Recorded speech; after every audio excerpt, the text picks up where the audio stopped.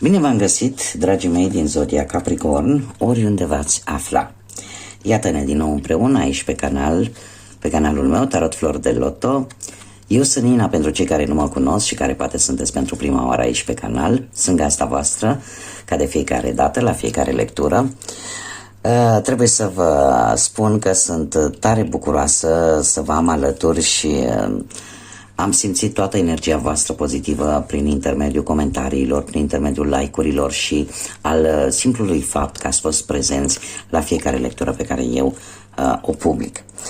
Așa că, dragilor, trebuie să vă mulțumesc din suflet și să încerc pe cât pot să vă transmit înapoi această frumoasă energie pozitivă, în așa fel încât voi să vedeți lucrurile cât mai clar, cât mai limpede și poate să găsiți acele răspunsuri de care aveți atâta nevoie. Dragilor, astăzi voi face o lectură generală pentru zodia voastră, zodia Capricornului, pentru luna lui octombrie. Așa că dacă aveți soare, lună, Venus sau ascendentul în zodia Capricorn, atunci această lectură este de asemenea și pentru voi. Desigur, vreau să nu uitați că sunteți stăpânii propriei voastre vieți.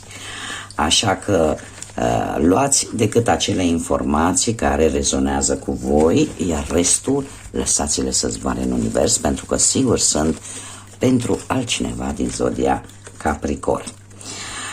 Așa cum v-am obișnuit, dragilor, vom scoate câte o carte pentru fiecare săptămână întreagă a lunii lui octombrie. Cei care sunteți deja abonați știți despre ce este vorba.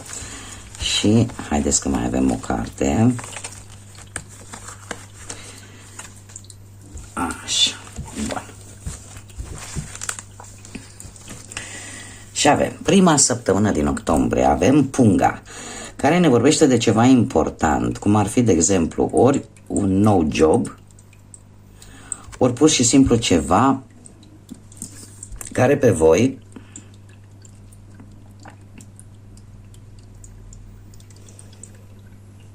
care va schimba ceva.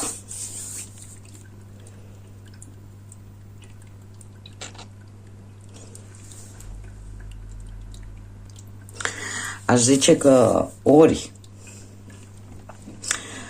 vine o mărire de salariu posibil sau un nou loc de muncă mai bine plătit. Da? În prima săptămână. În a doua săptămână avem Cortul, care ne vorbește de o situație temporară. E posibil să vină în viața voastră o situație în care să nu prea vă convină foarte tare, nu știu, ori o problemă în casă, ceva se strică și nu se poate repara sau poate renovați ceva în casă și poate că nu o să puteți să stați câteva zile, o anumită perioadă de timp la voi, unde aveți voi casa voastră și să fiți nevoiți poate să locuiți la altcineva, dar este ceva temporar, asta ar putea să fie. Indiferent de ce situație poate veni, este temporară, nu este de lungă durată. Sau avem aici câinele care ne vorbește de protecție, protecție din partea unui prieten foarte puternic. E posibil ca un prieten să vă ajute vis-a-vis de această situație temporară, cineva care simțiți voi că vă protejează. Și avem în a patra săptămână, avem o femeie cinstită. Posibil să aveți anumite înțelegeri, relații cu o femeie, posibil cu părul blond sau gri, sau pur și simplu cu părul alb. Dar este o femeie cinstită, care poate fi această prietenă puternică, da? Și puteți, pentru că aici, nu toți, asta înseamnă că dacă suntem femei, trebuie să avem numai prietene femei, da? Putem avea și prieteni bărbați care să ne ajute, da? Și invers. Dar, cum este o lectură generală, voi puteți adapta. Posibil să fie, în principal, mie mi-apare că este o femeie. Dar foarte bine poate să fie și un bărbat. Cert este că caracteristicile acestei persoane, da, indiferent că e bărbat sau femeie, este aceea de a avea ori părul blond, fața rotundă, aș zice.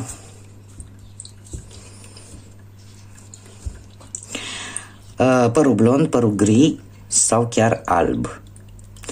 Și nu foarte lung. Da? Dacă vorbim de o femeie.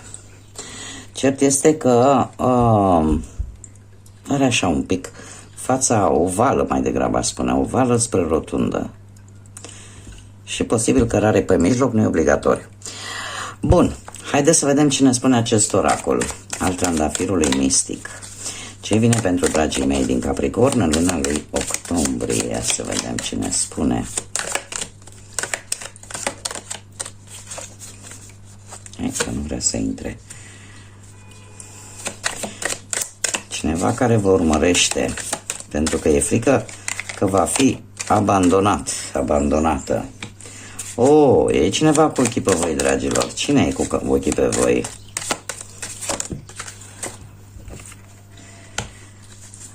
Da.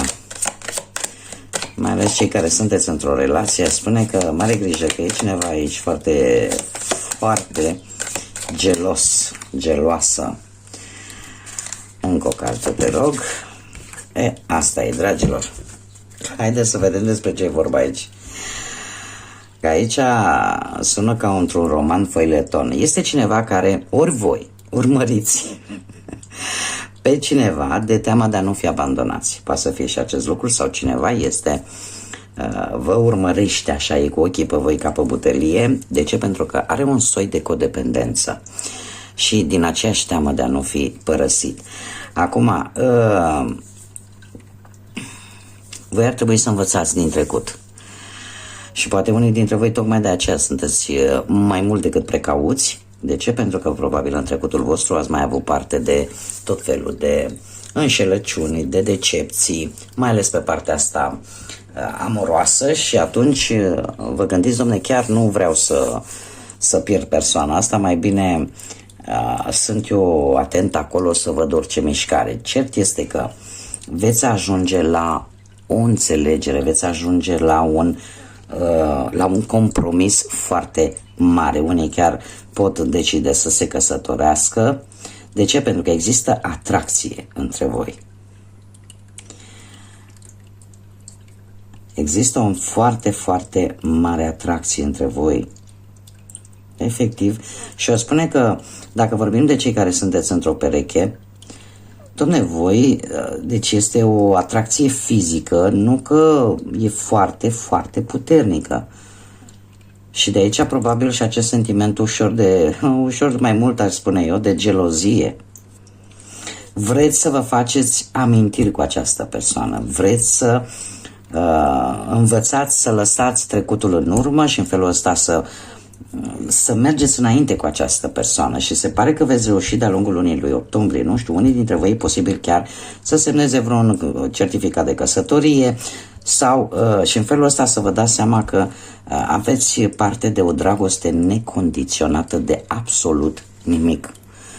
Pur și simplu aveți acea afecțiune, acea atracție, seducere care vă face fericiți. Dacă nu vorbim de dragoste, care mi-apare așa în prim plan aici, putem vorbi de o situație, de exemplu, în viața de zi cu zi, în care într-adevăr e cineva care e cu ochii pe voi și voi vă dați seama de acest lucru, dar cumva veți reuși să ajungeți la o înțelegere, posibil, nu știu, să semnați vreun contract, da? Ceva, sau pur și simplu o înțelegere dacă aveți vreo firmă a voastră, da? Și să faceți așa un parteneriat care vă va face efectiv să vă iubiți voi pe voi și să ziceți, domne, sunt bun, am realizat-o și pe asta. Da? Pentru că vă folosiți toate armele din dotare în așa fel încât să obțineți această înțelegere, da? Dacă nu vorbim de dragoste și vorbim de viață în general.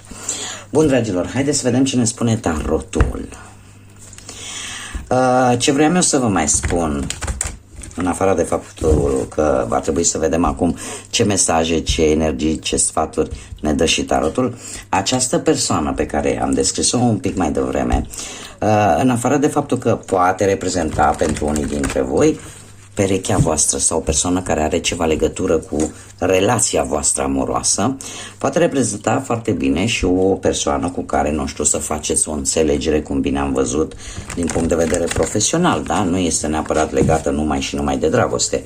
O persoană importantă care, la un moment dat, de-a lungul lunii lui octombrie, și eu aș spune că undeva așa, a doua jumătate a lunii lui octombrie, să aibă o importanță pentru voi în rezolvarea unei situații care, cum bine am văzut, parcă nu va dura foarte mult. Și eu aș spune că treaba asta cu jobul, da, ceva important, este foarte interesant pentru că avem aici un mare compromis și o situație temporară. E posibil ca unii dintre voi chiar să vă gândiți, nu, să petreceți un pic, să nu... Hai, ne luăm la sfat și nu petrecem și noi un pic și chiar să închiriați poate un cort în care să faceți această petrecere de compromis. Da, de logodnă sau de cununie civilă poate. Bun, haideți, dragilor, să vedem. Cert este că nu e o lună rea. Da, nu apare ca fiind o lună rea pentru voi. Avem umbra, 7 de spade, un cavaler de bâte, un as de spade și avem un 9 de monede, cartea aliată, arcanul care vă este aliat în această lună. Haideți să vedem situația actuală. Situația actuală cu umbra sau diavolul care vă reprezintă pe voi, dragilor. Asta nu înseamnă că voi sunteți ăia cu cornițe nici pe departe. Din alt punct de vedere sunteți puși cu acest arcan major, și anume faptul că sunteți foarte materialiști, ca să zic așa, sunteți foarte atenți la stabilitatea materială.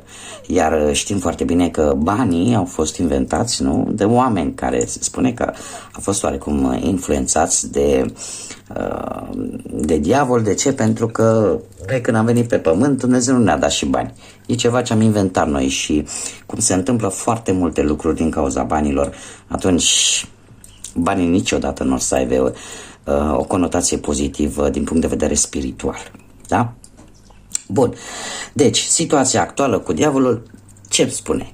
Aceste frici, aceste temeri, această gelozie, această codependență, de fapt, este descrisă de acest arcan.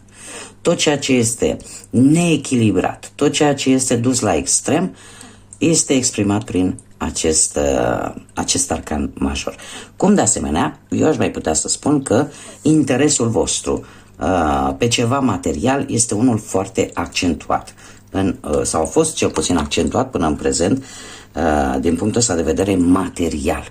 Da, sunteți foarte preocupați de situația materială, poate că trebuie să rezolvați anumite probleme, da, și aveți nevoie de bănuți. Acum, pe partea asta profesională, de-a lungul lunii lui octombrie, avem un 7 de spade. Un 7 de spade, dragilor, care trebuie să vă spun că mare grijă. Pentru că e posibil, datorită unor minciuni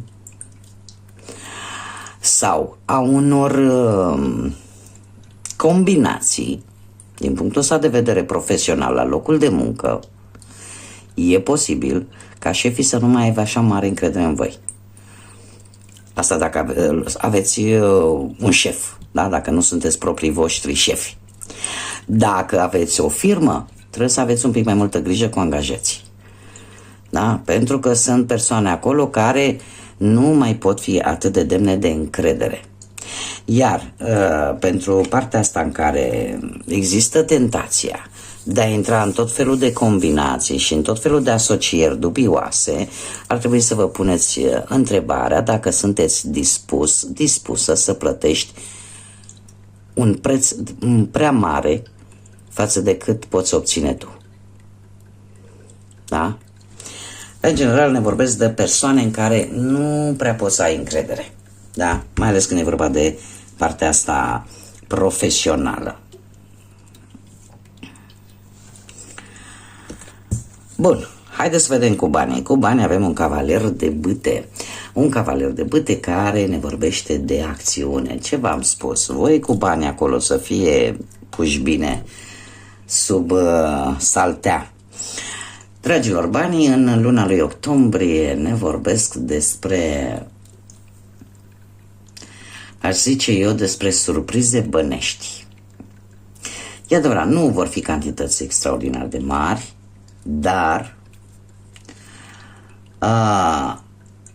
vor veni.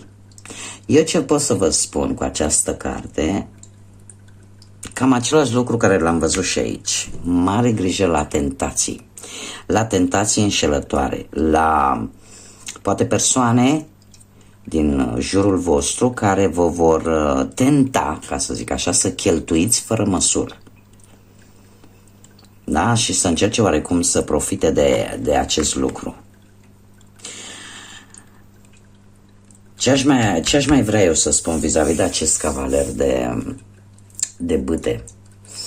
Voi vreți să obțineți ceva, dar, din câte vedem aici, ai un rival și vrei să obții ceva pe partea asta, materială, financiară, dar ai un rival care în permanență parcă îți bagă bețe în roate. Da? Parcă e croită să nu se lase, da? Și va fi greu de combătut această persoană, așa că tocmai de aceea am mare grijă cu tot felul de asocieri. Cantități, da, vor veni, bănuți vor veni. Cum am mai spus, nu foarte mulți, dar mare grijă la tot felul de asocieri, mare grijă pentru că e posibil să, dacă nu sunteți atenți, să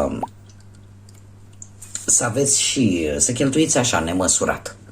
Sau să cheltuiți poate din impuls, pur și simplu. Și să nu vă dați seama că ați depășit bugetul. Pe partea dragostei, dragilor, avem un as de spade, un adevăr care se află și care vine la rândul lui cu acea stare de claritate și de siguranță că totul este corect, că totul este bine, da? Apare un adevăr. Un adevăr poate vis-a-vis de relația ta, poate vis-a-vis de perechea ta. Acum trebuie să vă spun un lucru. Când mă refer la un adevăr, poate să fie un adevăr la modul pozitiv. Da? Cum am văzut bine aici, nu, poate unii dintre voi din gelozie și urmăresc perechea, vrea să vadă, poate mă înșală, poate așa și pe dincolo și cumva afli adevărul și că persoana cu care tu ești, da, nu are pe nimeni și că dragostea dintre voi este una curată, este una neatinsă, deci este un adevăr, dar este un adevăr la modul pozitiv. Dar nu trebuie să vedem numai lucrurile negative, cel puțin în acest moment nu e cazul. Un adevăr care apare, care ți aduce claritate, ți aduce siguranță că totul este bine, iar de asemenea trebuie să vă mai spun că pentru alții acest adevăr poate să aibă o conotație negativă, dar din câte văd eu aici nu este cazul. Dar eu îmi fac datoria să vă spun și această variantă mai puțin plăcută și aceea că datorită unui, sau din cauza mai bine spus, a unui adevăr, o relație se poate încheia. Una se poate încheia sau, dacă există un dialog sincer, un dialog cât mai rațional, posibil să se mai dea încă o șansă. Dacă sunteți singurei, pe partea asta a dragostei, se pare că ești pregătit să începi o nouă relație, ești pregătită să o iei de la capăt. Acum, haideți să vedem care-i treaba cu acest 9 de monede, care este aliatul vostru. Este arcanul minor care vă ajută pe voi în această lună. 9 de monede este cartea echilibrului, atât în interior cât și în exterior. Îți dă o siguranță mai mare, ești tu mai sigur pe tine, mai sigură pe tine și te bucuri foarte mult de o reușită, de ceva ce tu ți-ai dorit foarte mult și pentru care ai muncit.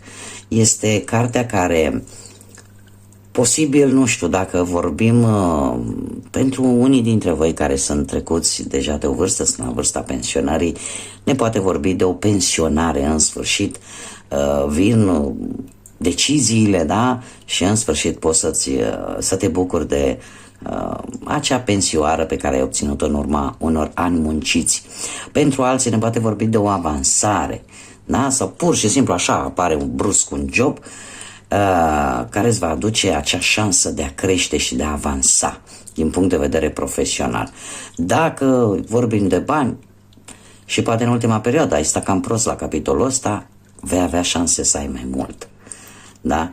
Dacă nu ai șanse, poate să ai sumele de bani care pe tine te-ar încânta, e posibil să devii un pic mai bogat, poate printr-o pereche sinceră și bună, ca și printr-o familie frumoasă.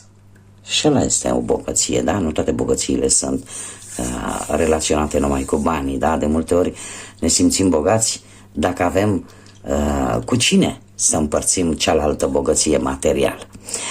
Dacă vorbim de dragoste, cum am mai spus, unii, dacă pot avea un dialog sincer și rațional, pot rezolva anumite probleme cu înțelegere și chiar pot face o călătorie împreună, da? În orice caz, acest arcan este aliatul vostru și chiar și pentru cei care sunteți singuri, îmi spun cărțile că vine ceva nou, o dragoste care vine foarte curând și care va avea, cum bine am văzut, foarte multă pasiune, foarte multă atracție, foarte multă seducție. Haideți să vedem ce numere angelice am pentru voi, dragilor, și avem 777 și numărul 28. Dragilor, ori avem o zi de 7, o zi de 14 sau o zi de 21 octombrie. Zile care pot avea ceva conotații importante pentru voi și sau pentru persoane născute poate într-o zi de 7, într-o zi de 14 și într-o zi de 21. Ce ne spune această carte? Scopul tău este să fii cât mai fluent, atât în interior cât și în exterior, iar totul să se dezvolte și să se arate, pentru că lucrul ăsta este o parte din scopul tău, o stare de pace și de liniște în sufletul tău. Ai ceva acolo care se dezvoltă, ceva în interiorul tău pe care încet încet îl vei scoate la suprafață. Iar asta îți va da o stare de pace și de liniște. Poate că unii dintre voi chiar vor, nu știu, să uite anumite lucruri negative sau să scoată anumite sentimente care vă macină în interior. Poate iubiți pe cineva în secret și toată acea iubire pe care ați ținut-o în voi, încet, încet o veți scoate la suprafață, iar asta va aduce pace și liniște în sufletele voastre, indiferent de ce fel de sentimente vorbim. Iar datele care le-am spus mai înainte, posibil să aibă conotație cu acest lucru. Bineînțeles că avem și data de 28 octombrie, cum de asemenea și data de 10 octombrie poate să fie importantă pentru voi, în care vă veți da seama că puteți obține lucruri mari. Prin efort, vi se va recunoaște o valoare, mai ales la locul de muncă, și în felul ăsta te poți transforma într-un lider atât de capabil și atât de compasiv, încât poate uni celelalte persoane și în felul ăsta să formeze așa o echipă cu care poți obține tot ceea ce tu îți propui. Este, nu știu, ceva important pentru unii, poate să fie chiar anumite avansări, da? Și să obțină un post de conducere chiar în aceste date, sau acest mesaj este pentru acele persoane născute probabil într-o zi de 10 sau într-o zi de 28, indiferent de lună. Haideți să vedem inițiale de nume, prenume, pseudonim sau porecle de persoane cu care voi puteți avea o conexiune, o interacțiune sau care vor avea importanță pentru voi în această perioadă. Și avem litera G pentru Capricorn, te rog. Asta da să cadă. Ia să vedem. Litera G, litera R, litera T, litera L, litera X. Încă 3, te rog. Litera Q.